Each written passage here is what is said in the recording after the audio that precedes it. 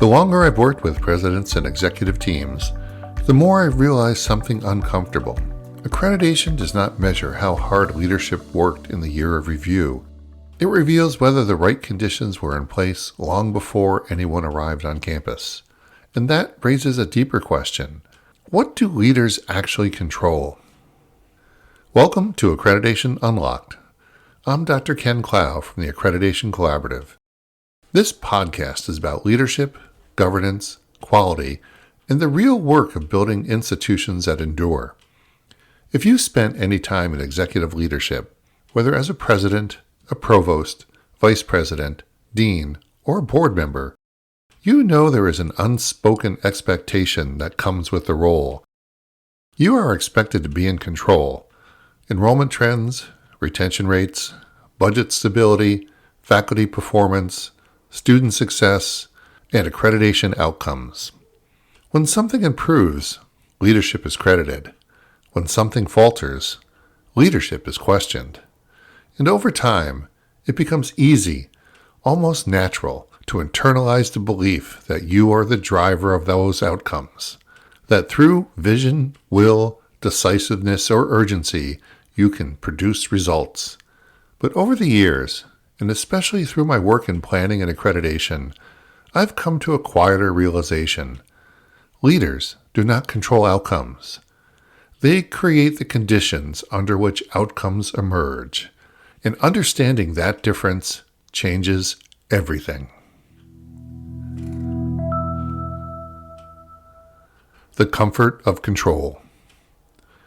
It's important to say this gently. The belief in control is not arrogance. It's responsibility. When you sit in a leadership role, you feel accountable. Boards look to you. Stakeholders look to you. And the community looks to you. You cannot say, well, outcomes just happen. That would feel like abdication. So instead, leaders often lean into control language. We will increase retention. We will improve assessment. We will strengthen academic quality. Or we will fix accreditation findings. It sounds decisive. It sounds reassuring. It feels like leadership. And sometimes it even works, at least temporarily. But beneath the language of control lies a deeper truth. Outcomes are rarely the product of a single directive. They are rarely the result of one decision. They do not emerge because someone at the top declares them into existence. They emerge from culture, from habits, from incentives, from how time is spent, from how meetings are structured, from what is tolerated, and from what is repeated.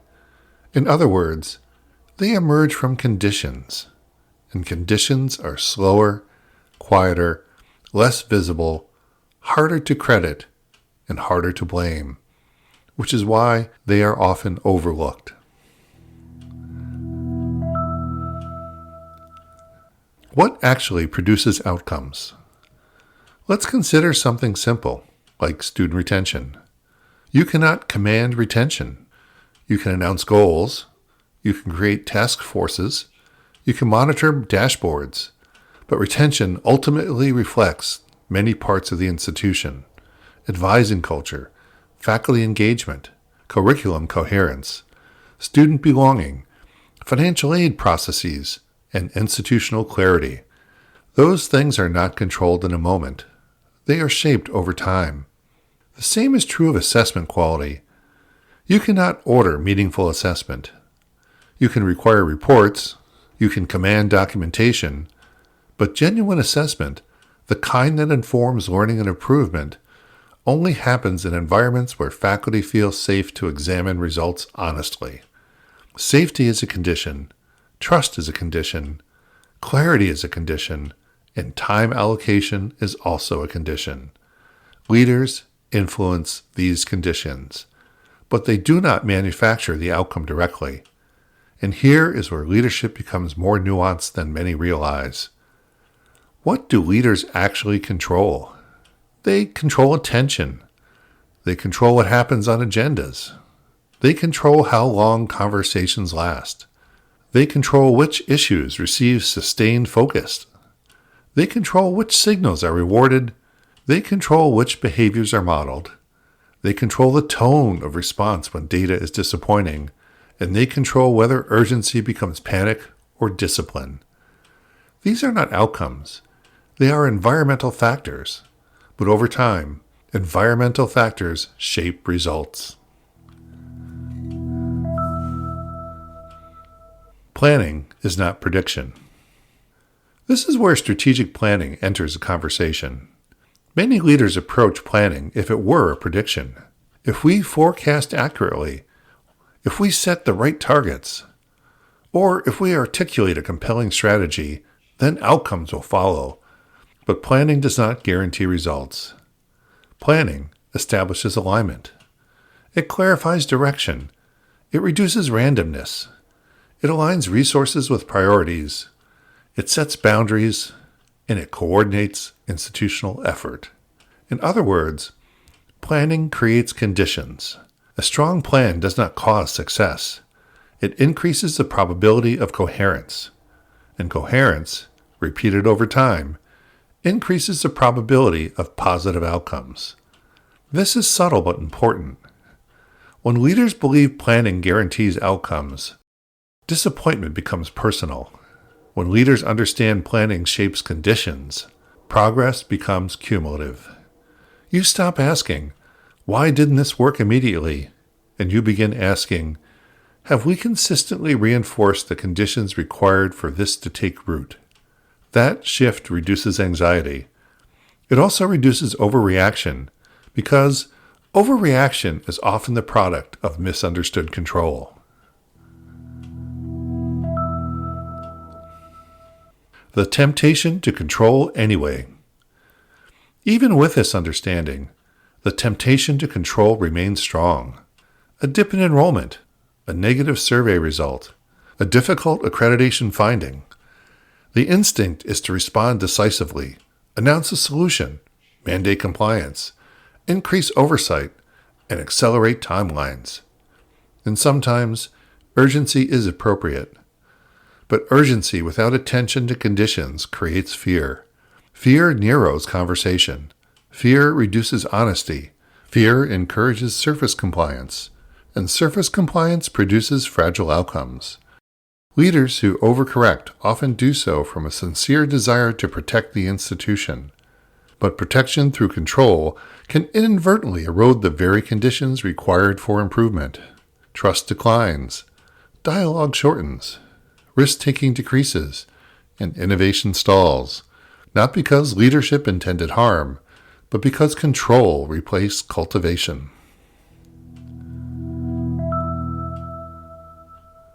Accreditation as a case study in conditions. Now let's bring this into accreditation.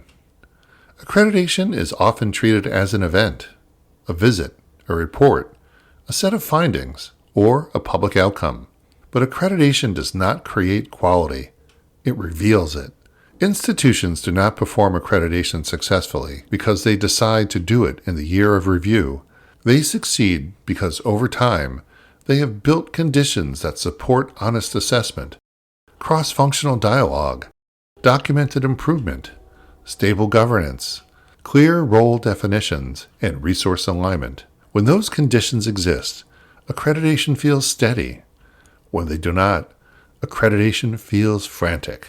And leaders often misinterpret that difference. They assume success means leadership was strong in the moment. They assume struggle means leadership was weak in the moment. But more often, accreditation outcomes reflect accumulated conditions. Let's consider a few practical examples. Like cabinet agendas.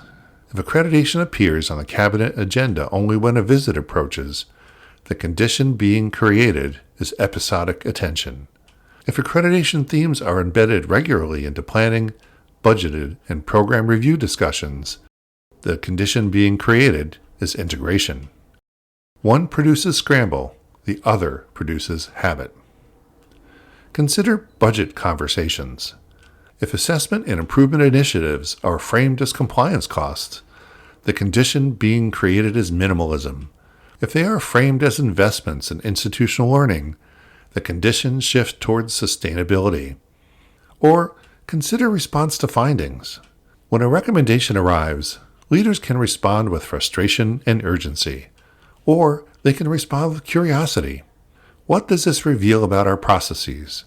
Where might we need clearer alignment? Or what systemic adjustments are warranted?